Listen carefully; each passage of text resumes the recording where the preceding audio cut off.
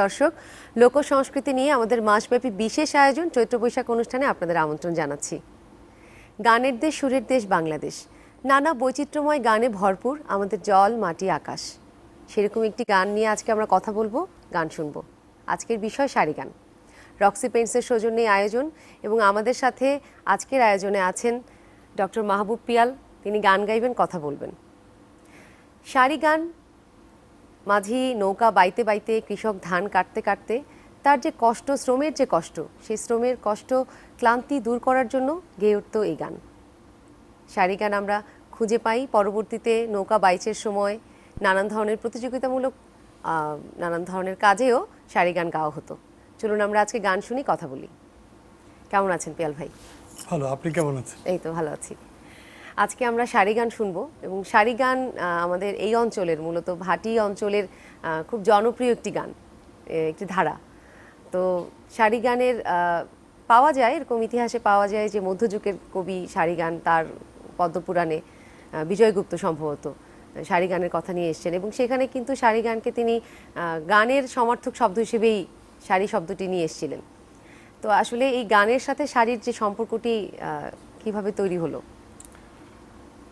নীলা, যেটা বুঝতে হবে আগে, আমি যেটা মনে করি যে নৌকা বাইচ উৎসব, এটা একটি উৎসব। উৎসবটা হচ্ছে এটি একটি বর্ষব্যাপী আয়োজন।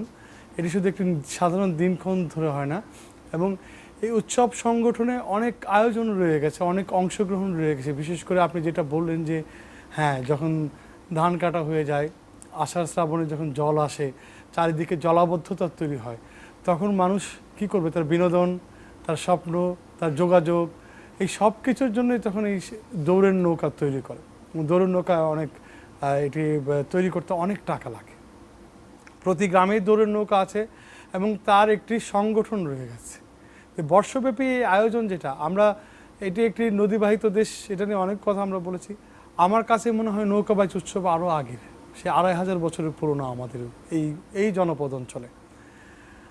অনেকে আবার মোগল আমলের কথা বলে থাকেন যে তাদের নৌবাহিনীরা একটু খণ্ডিত ভাবে বলে, কারণ আসলে যদি বিষয়গুলো দেখা যায়, অনেক ইতিহাসের অনেক উপাদান ছড়িয়ে ছিটিয়ে আছে এবং প্রাগৈতিহাসিক অনেক উপকরণ রয়েছে, সেটি প্রমাণ, অনেক কিছু আবার ইতিহাসে লেখা থাকে না, নানা কারণে প্রমাণ দেওয়া যাবে।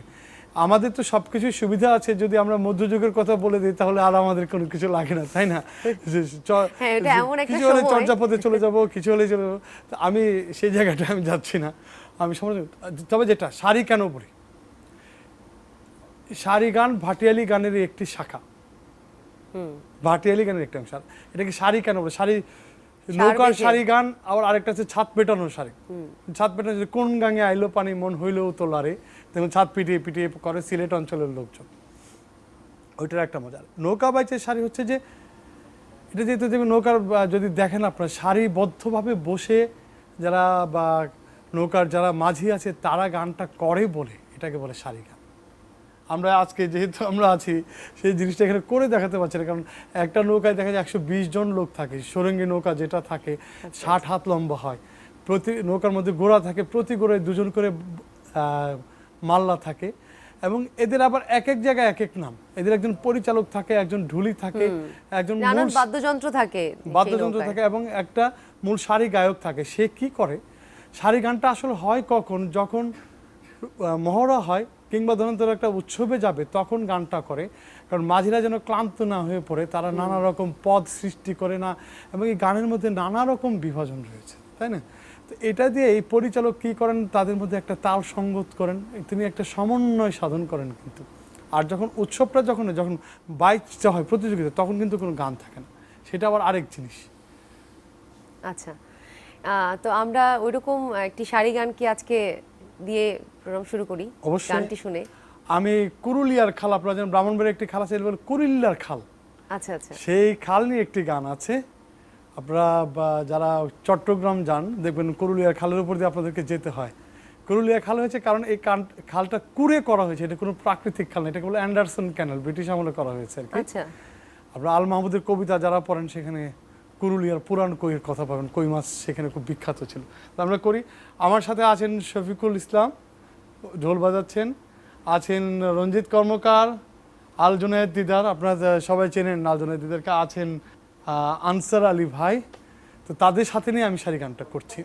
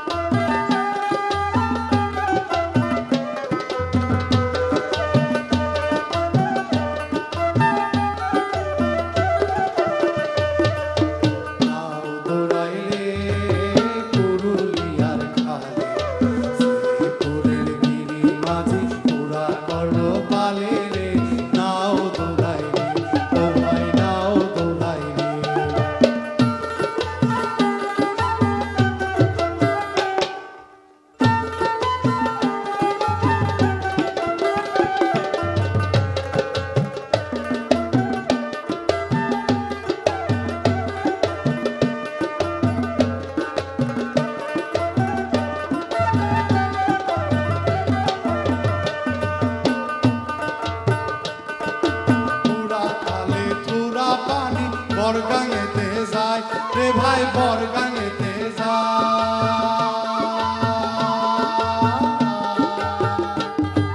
পুরা কালে পুরা পানি বরগাঙেতে যায় রে ভাই বরগাঙেতে যায় মনেরও আউশে ধরি পাইচেরও লড়াই রে লড়াই রে পুরুলিয়ার শ্রীপুরের গিরি মাঝি পুরা করলো পালে রে নাও দোলাই রে ও ভাই নাও দোলাই রে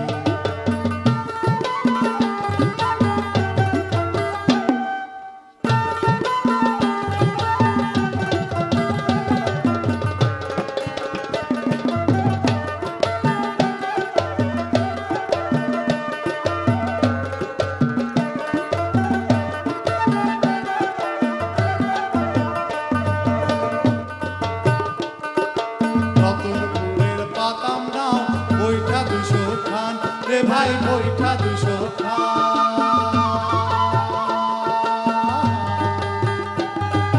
রতনপুরের পাতাম নাও বইটা 200 খান রে ভাই বইটা 200 খান দয়াল গুরুর নামটি লইয়া বৈশা মারো প্রাণ রে নাও দোলাই রে পুরুলিয়ার খালে শ্রীপুরের গিরি মাঝি পুরা করলো পালে রে নাও দোলাই রে ও ভাই নাও দোলাই রে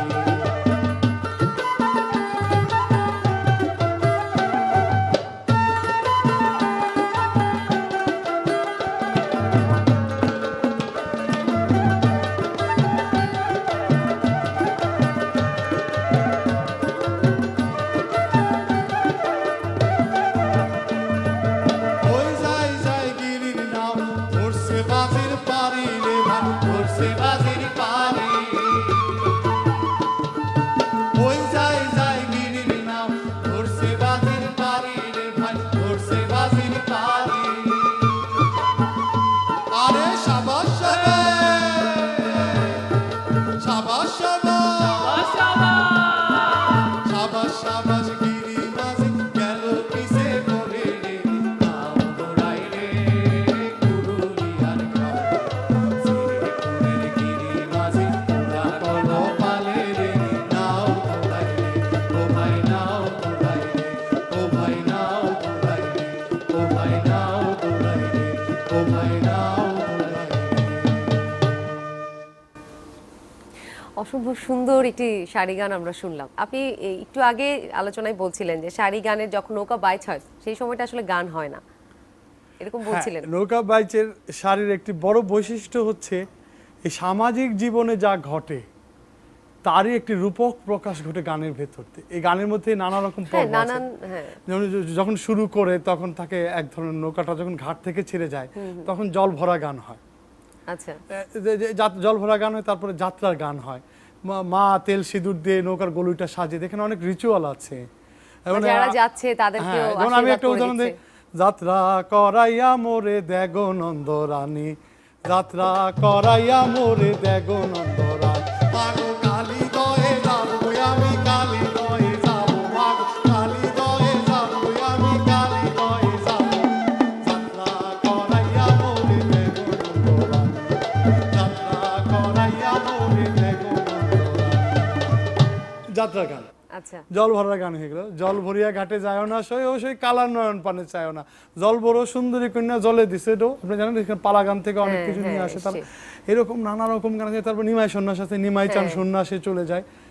এখন আবার দেখা যায় কিছু গান আছে তারা তাৎক্ষণিকভাবে করে, হঠাৎ কারোর সাথে দেখা হয়ে গেল বা কোনো জানেন মানুষ যখন দেখতে আসে দর্শকরা তাদের সাথে ইন্টারাকশন হয় অনেক সময়, হঠাৎ কোনো একটি গান হয়তো করে ফেললো, সুন্দর একটা নারীকে দেখলো, তাকে দেখে একটা গান, যে সন্ধ্যাকালা সখীগণ জল আনিতে যায় মধু ফুল ঝইরা পরে গায়, এক সখী ঢইলা পরে আরেক সখীর গায়।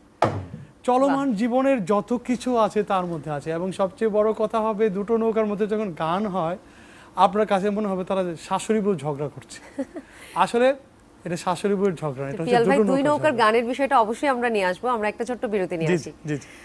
দর্শক আপনারা শুনছিলেন সারি গান, আমাদের সাথেই থাকুন, আমরা একটি ছোট্ট বিরতি নিয়ে ফিরছি।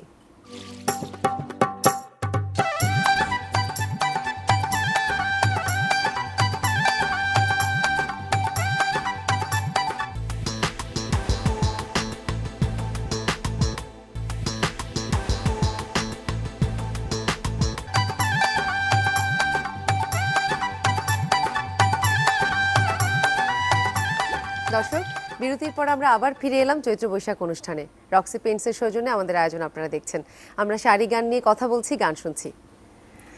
পিয়াল ভাই আপনি বিরতির আগে বলছিলেন যে দুটো নৌকার মধ্যে যারা থাকেন তাদের মধ্যে এমন ধরনের গানে গানে প্রতিযোগিতা হয়, আলাপ হয় যে মনে হচ্ছে বউ শাশুড়ি ঝগড়া করছে। আমি এই বিষয়টা নিয়ে একটি গবেষণা করলাম, একটি বই আমার বেরিয়েছে বাংলা একাডেমি থেকে, সেই বালক বয়সে, আমার বয়স তখন 22 বছর, বইটা যখন বের হয় ফোকলোর বিভাগ থেকে, তো তখন আমি গেলাম যে আপনারা দুটো জিজ্ঞেস করলাম যে কি ব্যাপার দুটো নৌকার মধ্যে কি হয়, তখন মানে একটা নৌকা আরেকটাকে দেখলো অনেকদিন ধরে শত্রুতা আছে, তারা বিভিন্ন উৎসবে যায়, তো গান গাইছে যে কালকা খাইসলি মাছের মাথা আজকে খাইবি কি, তোর ঘরে রঙ্গিলা বিলাইবি। আচ্ছা, আরে গতকাল তো একটা উৎসবে জিতে এসেছো, আজকে কি করবে, তাই না, এরকম একটা চ্যালেঞ্জ করলো। তখন বলছে যে খিড়কি ঘুচাইয়া মোরে নেউকো নব না ঘুরি, বউ নারী মসুর কেন নড়ে, রাও করিও না চাও করিও না শাশুড়ি একটা বিলাই ইন্দুর মারে, বউ নারী পৃষ্ঠে কেন মাটি, গোয়াল ঘরে ধুমা দিতে একটা বলদে মারছে লাথি। মানে বউ যে অতি ঠমকে চলে, বউ নারী গো সদাই রঙের কথা, শাশুড়ি বলছে তোমার মনের মধ্যে তো রং কেন, তো বউকে বলছে, বউ বলছে তোমার পিঠে কেন মাটি, বলেছে একটু গোয়াল ঘরে ধুমা দিতে গেছি বলদ একটা লাথি মেরেছে। আসলে তার পরকীয়া প্রেম নিয়ে তার একটা সন্দেহ আছে, সেটাই সে বলছে। এবং এই যে জীবনের রসগুলো কিন্তু খুব সুন্দর রূপকের ভেতর দিয়ে আসে, আসলে কিন্তু দুটো নৌকার মধ্যে মনে হচ্ছে। এবং সারি গানের একটা মূল বৈশিষ্ট্য, তারা যখন গাইবে গান আপনার কাছে মনে হবে যেন একটা নারীকে অলঙ্কৃত করছে, নৌকাটা আসলে একটা নারীর মতো তাদের কাছে, যেটা বলছে যে তার এই চন্দ্রহার গড়াই দিল কি, চন্দ্রমুখী হলো আমি তোর লাগে হইলাম দেশান্তরী, চিলাই নিল বিলের মাছ বুক থাপড়ায় কান্দি হলো হই হই হইয়া। আপনারা শুনেছেন এই গানটা, তো নিশ্চয়ই শুনেছেন আপনি। এটা আসলে কি বলছে যে তাকে কোথায়, এবং তাকে এত কিছু দিল, স্বর্ণের অলংকার বানিয়ে দিল, এখন দেখা যাচ্ছে সে অন্য কারোর প্রতি ঝুঁকে যাচ্ছে আর কি। তো এটাই আর কি, আসলে মানুষের জীবনে যা ঘটছে তাই গানের মধ্যে দিয়ে যাচ্ছে, শাশুড়ি বউয়ের মধ্যে নানা রকম ঝগড়া বা মানুষের জীবনে যে আকাঙ্ক্ষাগুলো থাকে, যার প্রতি তার প্রেম, যার প্রতি তার ভালোবাসা, সেগুলোও হয়তো বা গানের মধ্যে ফুটে উঠছে। অবশ্যই, এবং এটাই আমার কাছে খুব আকর্ষণীয় মনে হয়। আমাদের দেশের মানুষ, সাধারণ মানুষ একটা নৌকা কারা তৈরি করে, একজন এলাকার একজন যোদ্ধার বা সে কি করলো 2 লাখ টাকা খরচ করে, তার একটা বড় শখ হচ্ছে এই নৌকা তাকে করতে হবে। এবং এটা দিয়ে দেখা গেল কিছু মানুষ তার সাথে একটা সংগঠনের মতো থাকে সারা বছর তারা, এবং তারা ধুতি পরে, তারপর তারা নানা রকম পুরস্কার জিতেন। আগে তো নানা রকম ডেকচি দেওয়া হতো, জোড়া খাসি দেওয়া হতো, এখন অবশ্য টেলিভিশন দেয়, তাই না। তো এটা নৌকা বাইচটা কিন্তু এসেছে সংক্রান্তি থেকেই, কিন্তু আলোচনা হচ্ছিল যে শ্রাবণ সংক্রান্তিতে যখন এই মনসা পূজার মূর্তিটাকে বিসর্জন দিয়েই মানুষ নৌকা বাইচ করে, একটানা 7 দিন হয়, সেখানে আমার দেখার সুযোগ হয়েছিল। তখন আগে প্রতিযোগিতা ছিল না, আগে মানুষ এমনিতে এসে বাইচ করতো, তারপর কিন্তু এখন এটার মধ্যে প্রতিযোগিতা এসে গেছে, বিভিন্ন জায়গায় কমিটি হয়েছে, একটা ক্রীড়া ইভেন্ট হিসেবে। কিন্তু এটা আসলে মূলত ক্রীড়া নয়, এর ভিতরে একটা সামাজিক সাংস্কৃতিক বিনিময় আছে, এক জায়গার সংবাদ আরেক জায়গায় পৌঁছে যায়। গ্রামে একটা খুন হয়ে গেল, তখন বলছে যে পরে ওরা গেছে চান মিয়ারে বলি দিল কে, দারোগা জিজ্ঞাসে চান মিয়ারে বলি দিল কে, ওই এলাকায় একটা খুন হয়ে গেছে, খুন হয়েছে সেটা দারোগা সেটা জিজ্ঞেস পাশে করতেছে। নিজামাবাদে ঘটনা ঘটে গেল, 6 খুন হয়ে গেল, সেটা একটা উৎসবে গিয়ে এই গানটা হয়তো তারা গেয়ে দিল। তো এটা আসলে গানের ভাবের মধ্যে এসে যায়। সেটাই, মানে আমাদের লোকগানের যতগুলো ধারা আছে সবগুলো ধারাতেই কিন্তু আমরা একদম জীবন থেকে নেয়া ঘটনাগুলোই দেখতে পাই মূলত। মানে তার মধ্যে আলাদা করে কোনো রং চড়ানোর আসলে বা ওরকম আমরা খুঁজে পাই না। যতগুলো দেখি, যে আপনি বললেন যে তার প্রেমের অনুভূতি, তার যে বঞ্চনার অনুভূতি, সব কিছুর মধ্যেই সে তার জীবন থেকে নেয়া বিভিন্ন বিষয়গুলো তার গানের মধ্যে, সুরের মধ্যে মানে তুলে দেয়, ফুটিয়ে তোলে। এবং শাড়ি গানের আরেকটা বিষয়ে আপনি বলছিলেন, শাড়ি গানের আরেকটা ধরন ছাদ পেটানো গান। এবং ছাদ পেটানোর অনেক গান আমরা শুনি, মানে এখন অনেক ধরনের রেকর্ডের মধ্য দিয়ে আমরা শুনতে পাই এখনো ছাদ পেটানোর গান। এবং শাড়ি গানের এই ধারা, ছাদ পেটানো গান বা নৌকা বাইচের গান, এই সমস্ত গানগুলোর মধ্যে কিন্তু একটা যৌথতা, সকলে মিলে গাচ্ছে।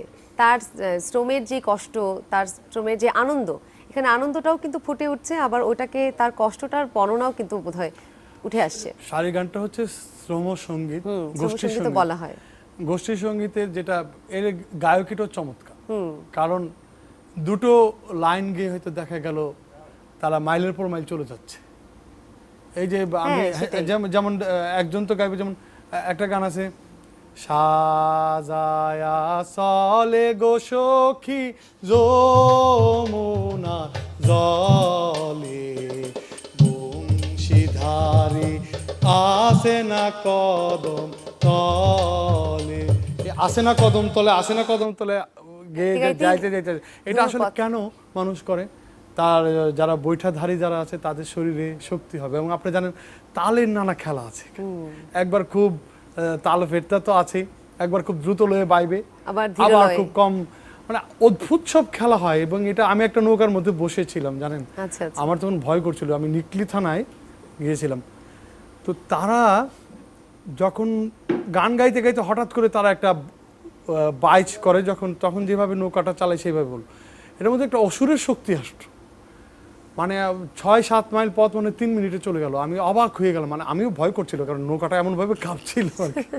আপনার যদি সুযোগ হয় কখনো নিলে একটা দৌড়ের নৌকায় আপনি উঠবেন। অবশ্যই অবশ্যই সেই সুযোগের অপেক্ষায় থাকবো, সুযোগটা খুঁজেও নেব।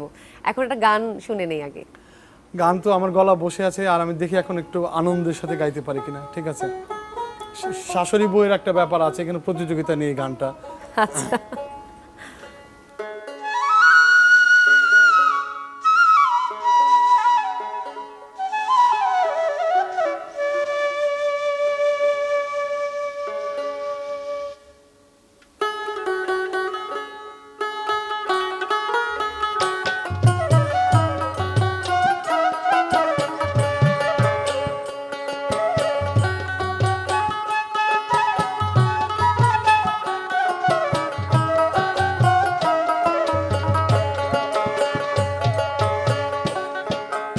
জ্যৈষ্ঠ নয়া আষাঢ় মাসে গাঙ্গে নয়া পানি গো, যাইস না যমুনার জলে।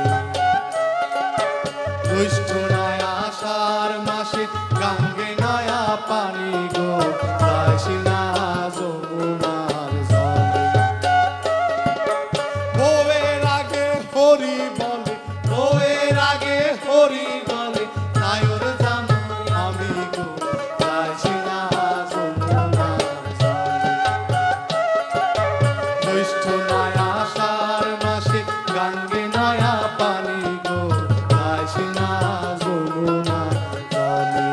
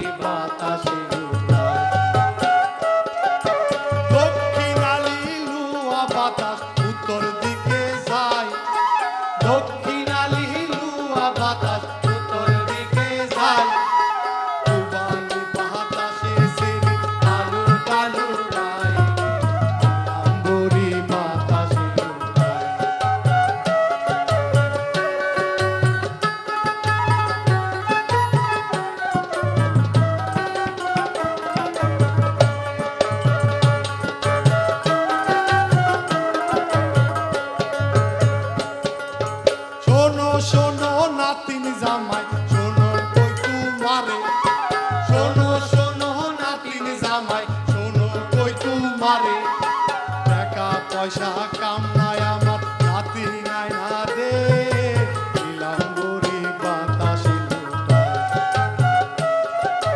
দুষ্ট নয়া সার মাসে গাঙ্গে নয়া পানি গো যাইস না যমুনার জলে দুষ্ট নয়া সার মাসে গাঙ্গে নয়া পানি গো যাইস না যমুনার জলে বউয়ের আগে হরি বলে বউয়ের আগে হরি বলে নায়র জামু আমি গো যাইস না যমুনার জলে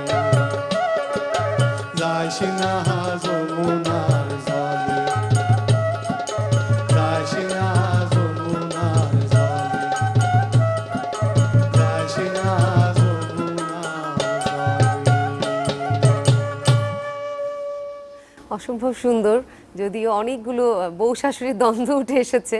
বউয়ের আগে বাংলার শাশুড়ি চিরন্তন রূপ। মানে অ্যাজ ইফ শাশুড়ি বউয়ের চাইতে আরো একটু কম বয়স্ক আর কি, তার শখটা বেশি আর কি যেটা।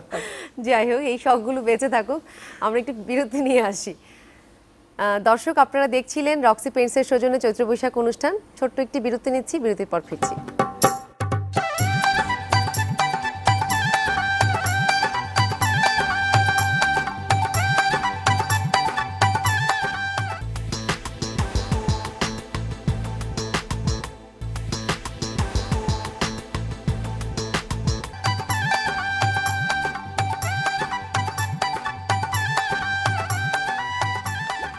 দর্শক, বিজ্ঞাপন বিরতির পর আমরা আবার ফিরে এলাম চৈত্র বৈশাখ অনুষ্ঠানে।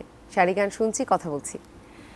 পিয়াল ভাই, শাড়ি গানের শ্রম থেকে শাড়ি গানের উৎপত্তি, বা শ্রমের নানান জায়গা থেকে, শ্রমের আনন্দ থেকে, বেদনা থেকে শাড়ি গানের এই উৎপত্তি। কিন্তু এখনকার সময়ে এসে এখনও শ্রমিকেরা শ্রম দিচ্ছে, খেটে খাওয়া মানুষ কাজ করছে, সেই শ্রম সঙ্গীতের সে জায়গাটা, সেই সুরটা কিন্তু আমরা এখন আর সেভাবে খুঁজে পাই না। শাড়ি গানের বলেন যে যৌথতার সুর, ওভাবে কিন্তু আমরা এখন আর নতুন করে এই গানগুলো খুঁজে পাচ্ছি না, হচ্ছে না। এখন এটা ফোকলোরের আরেকটা জেনারে চলে গেছে এই গানটা, তাদের গান আছে কিন্তু সেই যৌথ সঙ্গীত আর নেই, কারণ তারাও কিন্তু এক ধরনের ব্যক্তিকেন্দ্রিকতা দিয়ে আক্রান্ত, কারণ আমরা তাদেরকে সেই জায়গাটা সেই প্রতিযোগিতার মধ্যে ফেলে দিয়েছি, তাই না? এটা নিয়ে আপনি অন্যভাবে আলোচনা করতে পারেন। কিন্তু এখন যদি আপনারা শোনেন যে ফোক আরবান যেটা আছে, সেখানে কিন্তু ওই গান আছে, জীবনটা একটা সিগারেট বা ফাইটা যায়, ওইসব গান যদি শোনেন, কারণ তার যে আকাঙ্ক্ষা এবং নগরমুখী হওয়ার কারণে তার জীবনের যে পরিবর্তন, তা আবার অন্য কেউ পূরণ করে দিচ্ছে আর কি, কিন্তু সে নিজে কিন্তু আর কোনো গান তৈরি করছে না। আমি একটু শাড়ি গানে আসি, আবার আমি একটু নীলা সুযোগটা যখন আপনারা দিলেন, আমরা উৎসবে যখন যাই তখন কিন্তু একরকম শাড়ি গান করে। যেমন একটা গান করবে যে একটা নৌকা যখন ঢুকলো উৎসবের মধ্যে, তখন পাশের নৌকাগুলোকে সে সতর্ক করে দেবে, তোমরা সচেতন থাইকো গো, চূড়া আইলো নগরে দিয়া, আরে শিক্ষা বায়া আইলো চূড়া ধন্যা বায়া যায়, এমন ও সন্ধান্যা চূড়া কারে লইয়া যায়, মানে আজকে সে বিজয়টা ছিনিয়ে নেবে আর কি। তখন বলছে যে, আর পাশের নৌকাটা বলছে, ও বাঘ সাজিল রে, তর্জন গর্জনে বাঘ সাজিল। দেখো বাঘটা শুধু তর্জন গর্জন করছে, আসলে কিছু নাই। যে তারপর বলছে যে উত্তরে শিউরে বাঘ, দক্ষিণে লেঙ্গুর, সাবের পুঁতে ধরে রাখছে দুনালি বন্দুক। দেখো ওখানে বন্দুক ধরে আছি, তুমি কিন্তু বাবা এখান থেকে যেতে পারবে না, তুমি যত বড় বাঘ হও। মানে দেখেন তাদের মধ্যে কত রকম। আবার যখন সারি গান গেয়ে তারা যখন হেরে যায়, যারা জয়ী হয়, গ্রামে কিন্তু নৌকাটা ফিরে যায়, তখন তারা একটা গান গায়। গান শুনে লোক দূর থেকে, মা খালা তরুণরা সবাই বুঝতে পারে নৌকাটা জিতে এসেছে। তাদের গানের মধ্যে সেই ভাবটা থাকে। তারা মা জয় দেও গো রানী, ঘরে আছে তোমার স্বাধীন নীলমণি, আরে ভাত হইলো করমরো, বেগুন হইলো বাসি, পুবের বেলা পৈস মেয়ে গেল, মার দাদু ঘরে না এলো। সেই দেখেন মিথোলজি চলে আসছে, কানাইয়া চলে আসছে, তাই না? সেই গোষ্ঠচারণ থেকে কানাই ফিরছে না, নৌকাটাও যেন যে কানাই হয়ে ফিরে আসছে, এরকম একটা ব্যাপার। এটা কিন্তু জয়ের গান। আবার যখন পরাজিত হয়, তখন আবার বিলম্বিত লয়ের ভাটিয়ালি, তখন তারা আর কয়ো দুঃখ বন্ধের লাগাল পাইলে নিরলে। আচ্ছা, তারপর একটা গান আছে, আম খাইলো রসে বসে, কাঁঠাল খাইলো কুশে, আইট্টা কলার বাকল খাইলো মনের অভিলাষে। মানে একটা কলা বুঝেন কিনা, বিচি কলা যেটা আর কি। তো কাজে এগুলো কিন্তু খুব রূপক, এগুলো বুঝতে হবে। ওই লোকজীবনে না গেলে, লোক সংস্কৃতি না জানলে এটা বোঝা যাবে না। কারণ এবং এখন তো আর এসব গান নেই। আমাকে এইসব এখন গান হচ্ছে না কেন এসব গান? ওইসব গান যারা দিয়েছে তারা যে কি আমোদী লোক ছিল। আব্দুল আলী সর্দার ছিল মজদিশপুরের ব্রাহ্মণবাড়িয়া, আচ্ছা। তারপর ছিল হাবিবুর রহমান, সে তার বাচ্চাকে নিয়ে ডাক্তারের কাছে যাচ্ছে। সে আজকে থেকে 30 বছর আগে আমি যখন গান সংগ্রহ করতে গেলাম, সে হঠাৎ করতাল নিয়ে মাঠের মধ্যে বসে গান গাওয়া শুরু করে। মানে আমাদের লোক কমে যাচ্ছে এরকম। ওই তো ওই সংস্কৃতির আবহাওয়াটা তো নেই। সেটাই মানে আমি সেটাই বলতে চাচ্ছিলাম পিয়াল ভাই, যে তার মানে আমাদের সংস্কৃতিতে, আমাদের জীবনযাপন থেকে আমোদ জিনিসটা নাই হয়ে যাচ্ছে। ভালোবাসা যদি না থাকে তাহলে তো হবে না। ভালোবাসা তো একটা বড় অর্থে বলছি, যে এই বড় প্রেম, বড় ভালোবাসা, এগুলো আসলে চলে যাচ্ছে। এবং এগুলো না আহাজারি করার কিছু নেই, কারণ আমি মনে করি এগুলো রূপান্তরিত কোনো না কোনো জায়গায় আছে, তাই না? কারণ আমার কাছে অনেকে আসে 30 বছর পরে একজনের সাথে দেখা হলো, বলে হঠাৎ করে হাবিবুর রহমান, আব্দুল আলী সর্দারের ছবি দেখে বলছে ও তাদের কথা কোনো বইয়ের মধ্যে লেখা হয়ে গেছে। সে অবাক হচ্ছে, সে ভেবেছিল ওরা হয়তো হারিয়ে গেছে আর কি। তো কোথাও না কোথাও রয়ে যায় আর কি, থেকে যায় মানুষের মাঝে। সেটাই আমরা খুঁজে নেওয়ার চেষ্টা করছি আমাদের এই অনুষ্ঠানের মধ্য দিয়ে। তো পিয়াল ভাই, আমরা এখন এরকম একটা হারিয়ে যাওয়ার গান, নাকি এখন হারিয়ে যাওয়া গান শুনবো? এখন যেটা হয়েছে যে ওই যে নারীকে কিভাবে যন্ত্রণা করে শ্বশুর বাড়িতে, এটাও বউ শাশুড়ির একটি ব্যাপার। এটা এরকম একটা গান শুনে, খুব বিখ্যাত গান এটা। আমি খুব আমার বয়স যখন কম ছিল খুব গাইতাম আমি এক সময়। আচ্ছা তো শাড়ি গান নিয়ে আমার একটা অ্যালবামও হয়েছে, গাঙি নয়া পানি, আচ্ছা ওইটাতেই গানটা আছে, এই সবগুলো গানই আছে। আচ্ছা। তো এটা আর কি, কারণ এটা আমার একটা খুব ভালোবাসার জায়গা শাড়ি গান। আমার কাছে মনে হয় শাড়ি গানে বাঙালির জীবনের পূর্ণ প্রকাশ ঘটেছে, সব রূপক উপমা সেখানে, সব আনন্দ বেদনা সব সেখানে আছে। গানটা করি, গানটা শুনি। হ্যাঁ।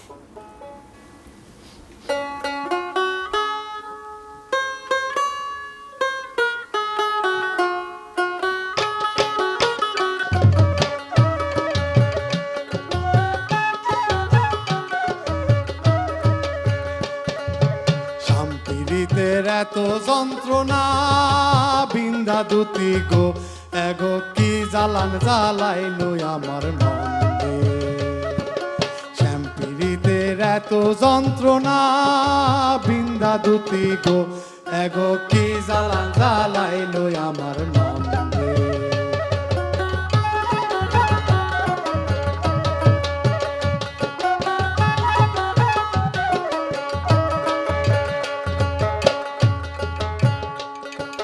যাই গো যখন রান্না ঘরে গো, আমি যাই গো যখন রান্না ঘরে গো, বিন্দে গো আমার বিন্দে গো, আমি যাই গো যখন রান্না ঘরে গো,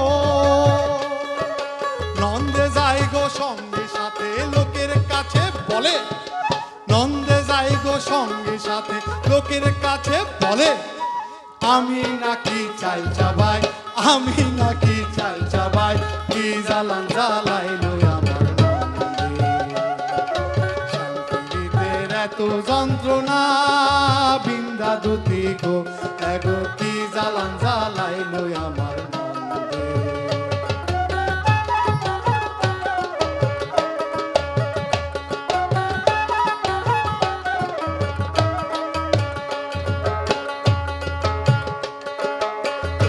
পিছে বৌরা বাস ঘন ঘন গিরা, আমি ভাসুর দেখা দিলাম গো সারি গেল চিরা। ঘরের পিছে বৌরা বাস ঘন ঘন গিরা,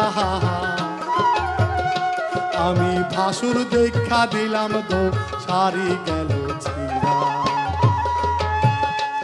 আমি যাই গো যখন বাসর ঘরে গো, বিন্দে গো আমার বিন্দে গো, আমি যাই গো যখন বাসর ঘরে গো, নন্দে যাই গো সঙ্গে সাথে লোকের কাছে বলে, নন্দে যাই গো সঙ্গে সাথে লোকের কাছে বলে, আমি নাকি প্যান প্যানাই, আমি নাকি প্যান প্যানাই, কি জ্বালান জ্বালাইলো আমার মনে। শ্যামপিরিতের এত যন্ত্রণা বিন্দা দুতি গো, এগো কি জ্বালান জ্বালাইলো আমার মনে।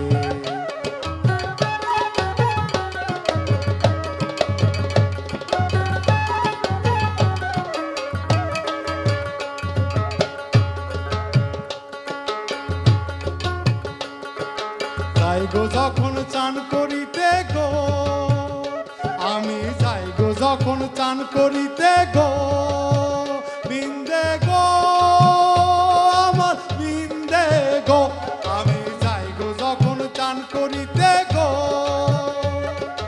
নন্দে যাই গো সঙ্গে সাথে লোকের কাছে বলে নন্দে যাই গো সঙ্গে সাথে লোকের কাছে বলে আমি নাকি লাই খেলাই আমি নাকি লাই খেলাই কি জ্বালান জ্বালাই লই আমার নন্দে শান্তির এত যন্ত্রণা বিন্দা দুতি গো এগো কি জ্বালান জ্বালাই লই আমার নন্দে এগো কি জ্বালান জ্বালাই লই আমার নন্দে এগো কি জ্বালান জ্বালাই লই আমার নন্দে এগো কি জ্বালান জ্বালাই লই আমার নন্দে আসলে শ্যামপিরিতের অনেক জ্বালা। পিয়াল ভাই, এই শাড়ি গানগুলো এখন এই সময়ে এসে কোন কোন অঞ্চলে এখনো নৌকা বাইচ বা এই গানগুলো হয়ে থাকে? এটা তো ব্রাহ্মণবাড়িয়া, সিলেট, বৃহত্তর সিলেট, তারপর কিশোরগঞ্জ, ময়মনসিংহ, এইসব অঞ্চলে তো আমি কাজ করেছি। আরো আমাদের দেশে এটা তো বিচিত্র, আপনি ফরিদপুরে যান সেখানে আরো সুন্দর, সেখানে কাপালিকরা করতো আগে, হ্যাঁ, এবং ফরিদপুরেও- নৌকাগুলো অন্যরকম। আপনারা যারা তারেক মাসুদের ছবি দেখেছেন মাটির মানে, সেখানে কিন্তু একটা নৌকা বাইচের দৃশ্য আছে। আমাকে টান, আমার শরীরটা যদি ভালো হয়ে যায় আমি আবার সেখানে যাবো, ফিল্ড ওয়ার্ক করবো, সেখানকার সব গান নিয়ে আসবো। আবার যদি কেউ কোনো উদ্যোগী কেউ আমাকে সহযোগিতাও করে, কারণ এই জন্য তো প্রচুর গবেষণার উপকরণ দরকার। রংপুরে আছে, আচ্ছা, এক এক জায়গায় এক এক রকম শাড়ি গানগুলো এখনো আছে, এখনো যদি আমরা যাই এগুলো পাওয়া সংগ্রহ করে নিয়ে আসতে পারি। তো আমার একটা জীবনে বেঁচে থাকলে এবং সেই সামর্থ্য যদি থাকে এই কাজটা আমি করবো, আমার ইচ্ছা আছে। অবশ্যই শুভকামনা, এবং আমরাও আশা করি যে আপনি এই কাজগুলো করবেন এবং আমাদের কাছে তুলে নিয়ে আসবেন।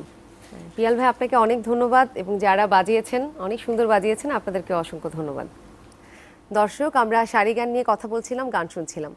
শাড়ি গানকে বলা হয়ে থাকে শ্রমসঙ্গীত, এবং যাদের শ্রমে ঘামে এই সভ্যতা তৈরি হয়েছে তারাই এই শাড়ি গানগুলো লিখেছেন, গেয়েছেন। আজকের এই সময়ে এসে যাদের শ্রমিক ঘামে আমরা বেঁচে আছি, এই নগরে এই সভ্যতায় বেঁচে আছি, তাদের জীবনেও ছুঁয়ে যাক শাড়ি গানের সুর। আমরা নতুন করে খুঁজে পাই শাড়ি গানের মতো আরও এরকম অসংখ্য শ্রমগান। আপনারা ভালো থাকবেন, সকলকে শুভরাত্রি।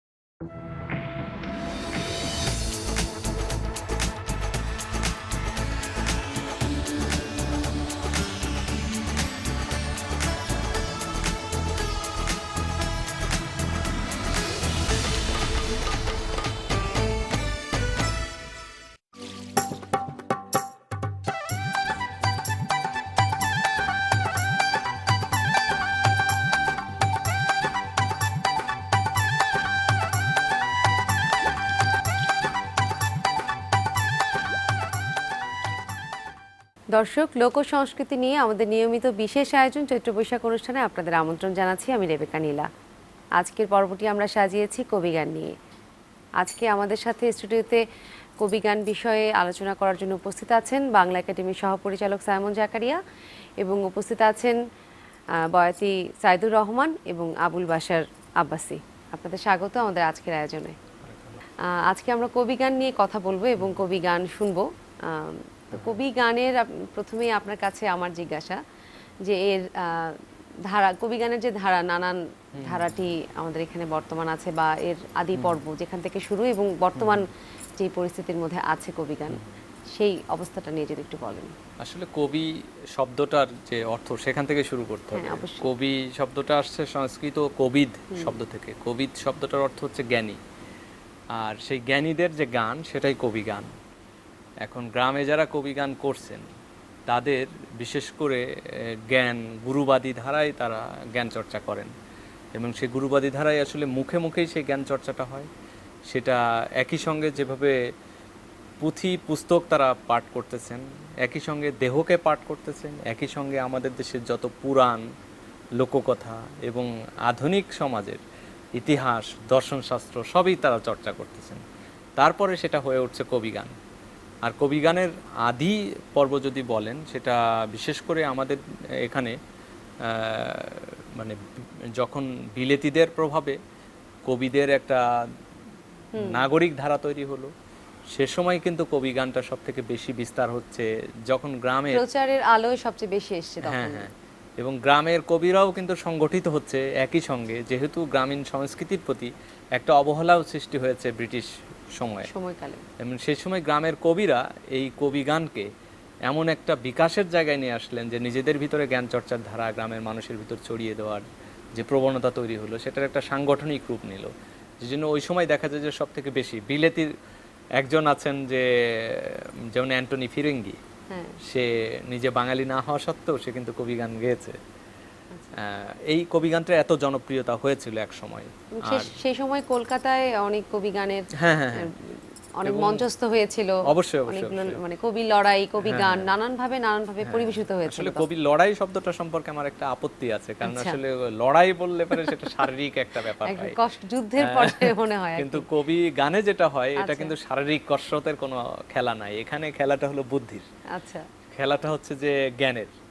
সেখান থেকে কবি গান, গান মানে জ্ঞান, সেই কবি জ্ঞানীর জ্ঞান কথা, সেটাই কবি গান আমার কাণ্ডব জ্ঞানে বলে। আচ্ছা আচ্ছা এবং আমরা এখানে দেখি যে কবিগানের প্রাথমিক পর্যায়ে বিশেষ করে হিন্দু শাস্ত্রীয় বিষয়ই কবিগানের সব থেকে বেশি আসছে।